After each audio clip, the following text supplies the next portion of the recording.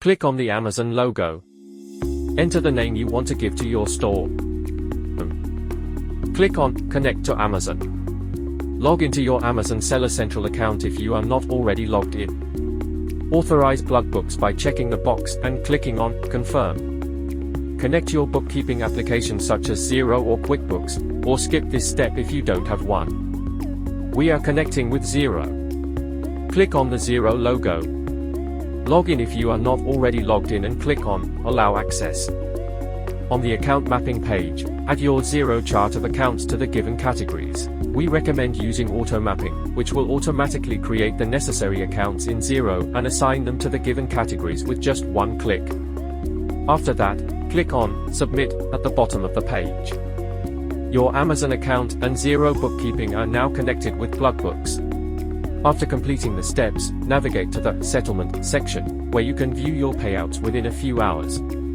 Once we import all the settlements from your Amazon account and process them, the data will be displayed as follows. If your bookkeeping is connected and you send an invoice, it will show a sent status. Any settlements not yet sent will appear with a ready-to-send status. Additionally, you can download monthly reports or 1099-K reports from this section. To view a settlement, click on the three dots next to the settlement. Select View to access details such as sales tax, shipping fees, FBA fees, etc. Click on any of these items for further breakdown or select Detailed View to see each individual sale, tax, or fee. In the Analysis tab, you'll find your income statement, which can also be downloaded. If you've added product costs, this tab will display the total cost and sales for each product. The dashboard provides an overview of your latest settlement, including its status, sent or ready to send.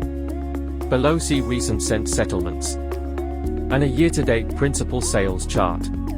From the left-hand menu, you can also check or update your account mapping. Manage your cost of goods list, where you can input and adjust costs. Access settings. Thanks for watching.